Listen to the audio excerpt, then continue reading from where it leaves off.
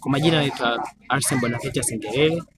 Mimi ni program manager wa shirika linaloitwa TASU.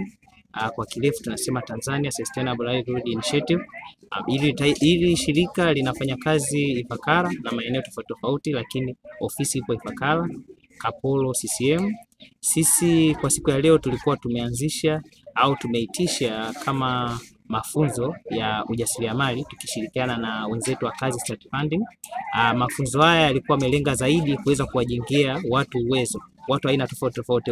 Ukiangalia kwenye event ya leo au kwenye shughuli yetu ya leo, tulikuwa na watu aina tofauti. Tulikuwa na wazee, tulikuwa na watu wa mama, tulikuwa na vijana na watu aina tofauti, lakini lengo kubwa ilikuwa ni kuweza kuwajengea uwezo kuhusiana na ujasiriamali, ili waelewe nini maana ujasiriamali, waweze kujua je, wanawezaje kufikia kupata mikopo kwa kuwa labda kutengeneza zile tunasema mipango mikakati kuhusiana na biashara zao.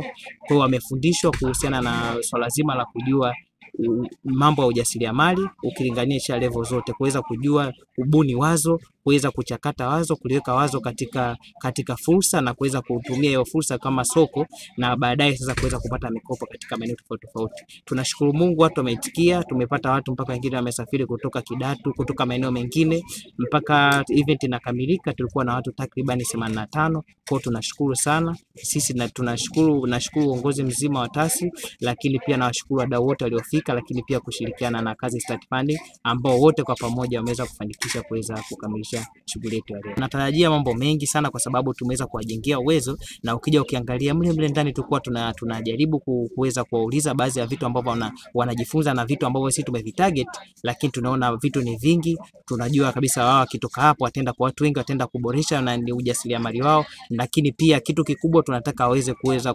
kubadilisha idea zao au mawazo yao kuwa fursa, ambazo hizo fursa zitawasaidia sasa kuweza kupata mikopo na kuweza kupata masoko kwa ukubwa zaidi. Wito wangu ni kwamba tuendelee kushirikiana taasisi zingine ambazo zinajishughulisha na masuala mazima ya kuweza kuinua wananchi sana kwenye ujasiriamali, lakini sio kuinua wananchi kwamba hata watu ambao walioendelea, lakini pia wanatakiwa wapate tena elimu kuhusiana na masuala mazima ya ujasiriamali ili kuweza kujiendeleza kwa ukubwa zaidi. Kwa hiyo naomba nao naweza kusema na shauri mashirika mengine waendelee kutoa fursa za kuweza kuwafundisha jamii hii, kwa sababu hata ukija kuangalia hatujatangaza kwa muda mrefu, lakini ukija kuangalia mwitiko wa watu ni mkubwa, kwa inamaanisha watu wana uhitaji zaidi kuhusiana na mafunzo haya na vitu ambavyo vinaendana na hivyo.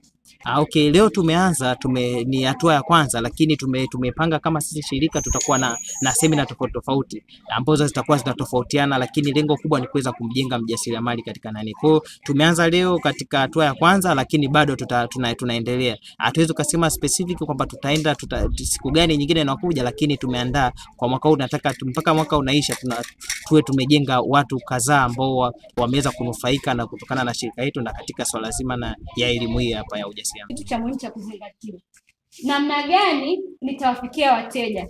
Mtu mwingine anasema wateja hamna, lakini wewe kama wewe umechukua hatua gani ili uweze kuwafikia wale wateja ambao sasa unatamani wakutwe na bidhaa yako?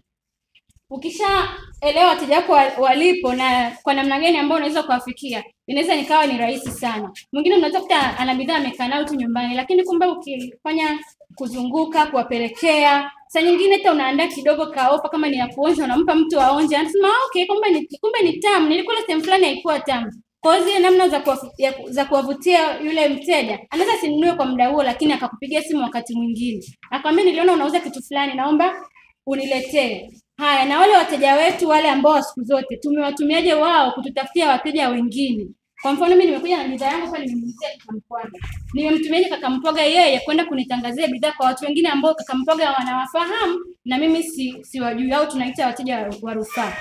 Lakini pia lazima waombe wateja wakutangaze kwa wenzao. Nilishasema kwamba ukifanya vizuri unatangaziwa kwa watu 4 mpaka 5, lakini ukifanya vibaya watu 20 wamepata hiyo taarifa. Lakini unawasiliana na hao wateja, weka anwani. Jamani, sisi kwa sababu sasa tumeamua wenzangu wamesema nije nilete mafunzo haya ya ujasiriamali.